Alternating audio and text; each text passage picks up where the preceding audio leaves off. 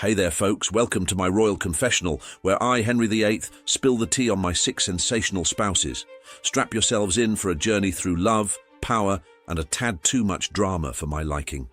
From the fiery redhead to the meek maiden, each queen brought their own flavor to my kingdom.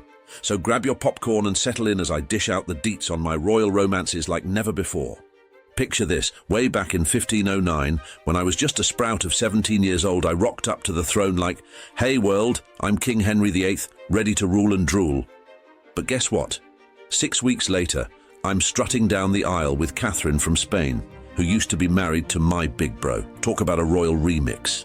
Now here's where it gets spicy. I'm all about keeping the family name going strong, so I'm pumped about having kids. But despite our best efforts, we only managed to squeeze out one kiddo who survived.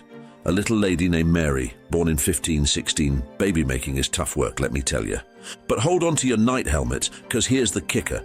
Catherine sticks by my side for a whopping 23 years. And get this, she's the only one who really captures my royal heart. Ain't that a twist? But here's the kicker. I was really hoping for a boy to carry on the royal legacy. Oopsie daisy. At this point, I've got a crush on Anne Boleyn, who happens to be a lady-in-waiting to the Queen. I'm thinking, hey, maybe I'll marry her instead. But there's a hitch. I need the Pope's permission to break up with my current wife, Catherine. I'm all like, our marriage isn't valid because she was married to my brother first and, well, things got spicy. But Catherine's not having it. Now here's where it gets juicy. When the Pope says no to my breakup plans, I'm like, fine, I'll do it myself. So I kickstart my own church, the Church of England, and call it a day. Talk about a power move, am I right? As if that wasn't enough, poor Catherine passes away feeling more like a princess than a queen. Tough break, huh? Okay, so up next, meet Anne and her sis, Mary. They're like the dynamic duo of the France court, having adventures and whatnot. But then Mary heads back to England, and that's when things get spicy. You see, I, King Henry, have a little crush on Mary, but it's short-lived. Next thing you know, I'm head over heels for Anne. But here's the kicker. She's not interested in being just another fling. Nope. She's got her sights set on being more than just a mistress. Now picture this. I'm all set to marry Anne, but Rome's like, nah, not happening. So what do? I break up with the Roman Catholic Church and start my own gig, the Church of England. Talk about a power move. Anne and I tie the knot in January 1533, and bam, little Elizabeth comes into the world later that year. I'm hoping for a son, but no such luck. And when I start seeing someone else, let's just say Anne's not too happy about it. Things go from bad to worse when I accuse her of stuff she didn't do, like treason and cheating. And before you know it, she's losing her head, literally. Yep, poor Anne gets beheaded for crimes she probably didn't commit. But here's the twist. Even though historians study Anne like crazy, there's still a lot we don't know about her life, including why exactly I decided to end our marriage. Some folks think I made up those charges against her. Crazy, right? The drama of royal life. So picture this.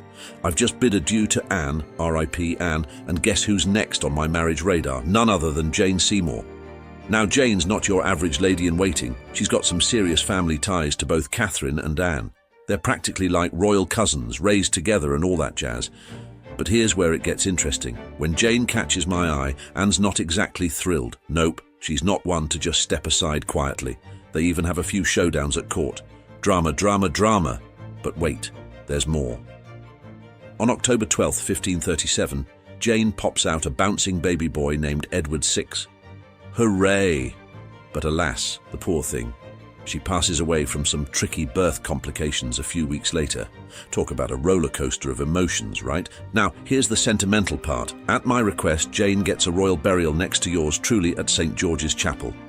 True love, or as close as I could get to it, I suppose. Anyway, let's move on to the next. I'm chilling as a bachelor for a while, enjoying the single life. But then my chief minister's like, hey, Henry, how about finding yourself a fancy European lady to marry?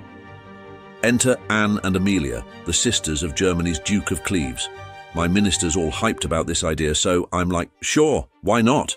I ask for their portraits, and guess what? Anne's painting looks pretty good to me.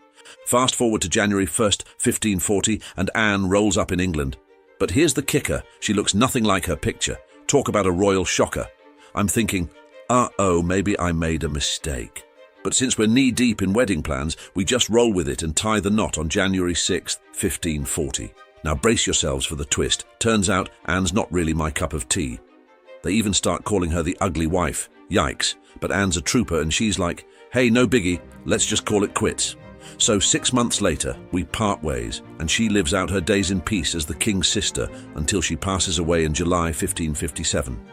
Are the joys of royal matchmaking. Sometimes it's a hit and sometimes, well, not so much. After my rocky marriage with Anne of Cleves, I'm back on the marriage market, and who do I choose? None other than Catherine Howard, a lady-in-waiting to Anne herself.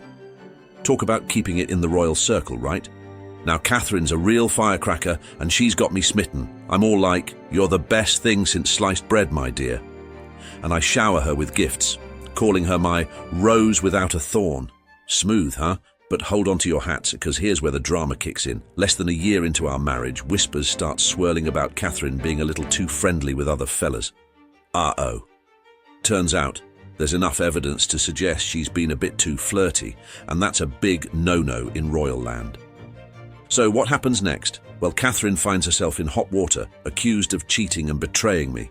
Not cool, Catherine, not cool.